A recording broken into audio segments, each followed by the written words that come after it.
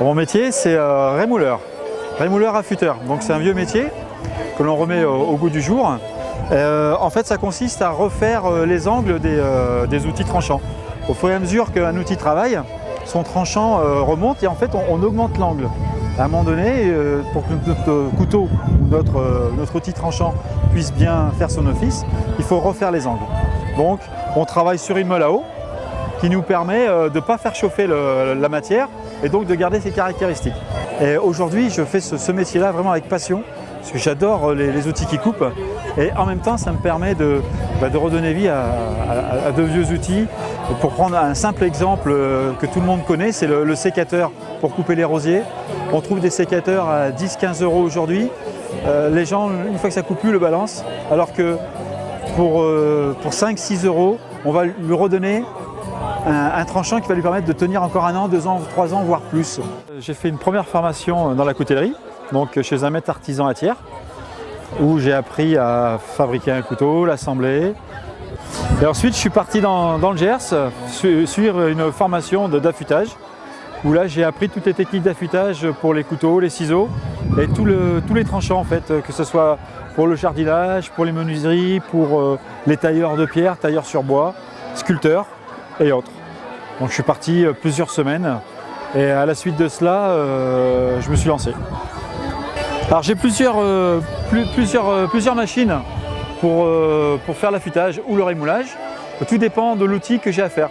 Donc effectivement, on a cette machine-là qui va nous permettre de faire tout ce qui est couteau, ciseaux à bois, les sécateurs, tout un tas de choses. Donc on travaille aussi bien en rémoulage, dans ce sens-là, qu'en affûtage en retournant la machine, tout simplement. Ensuite, on a celle-ci qui nous permet, elle, de faire donc en affûtage, cette fois-ci, tout ce qui est ciseaux.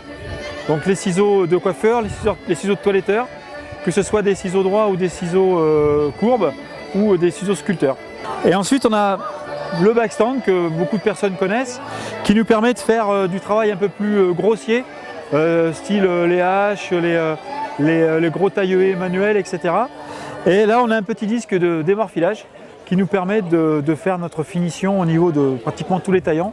Enfin, il existe plein d'autres machines, parce qu'effectivement on a suivant l'outillage que l'on a affûté, du style les lames de scie circulaire, les chaînes tronçonneuses, les peignes de tondeuse. Tout cela, effectivement, il faut des machines bien appropriées. Comme ça demande de la précision, je ne les emmène pas sur les marchés, ils sont plutôt à l'atelier. Et j'ai également dans mon camion en fixe une autre meule comme celle-ci qui me permet de faire de l'itinérant, donc de vraiment affûter sur place lorsque je vais voir mes clients de métiers de bouche comme les bouchers, les charcutiers, les cuisiniers. Donc là effectivement j'ai cette machine-là en permanence dans le camion qui me permet de travailler de suite. Alors c'est une question qu'on pose souvent, la différence entre le rémoulage et l'affûtage. Le rémoulage, en fait, c'est une question de rotation de meule. Dans le rémoulage, on va travailler donc du tranchant vers le dos de la lame, alors qu'en affûtage, on va travailler du dos de lame vers le tranchant. En termes de rendu de tranchant, on a quasiment la même chose. La seule différence, effectivement, c'est en rémoulage, on va avoir une longévité de coupe plus longue. Donc voilà, c'est la seule différence. Après, s'il y a une autre différence, c'est personnelle, c'est que je préfère travailler en rémoulage dans la mesure où effectivement ma lame est mieux guidée, ça c'est mon ressenti à moi, est mieux guidée qu'en affûtage. En affûtage, on aura toujours tendance à soulever la lame, donc à devoir nous appuyer plus intensément sur la lame et à terme enlever plus de matière.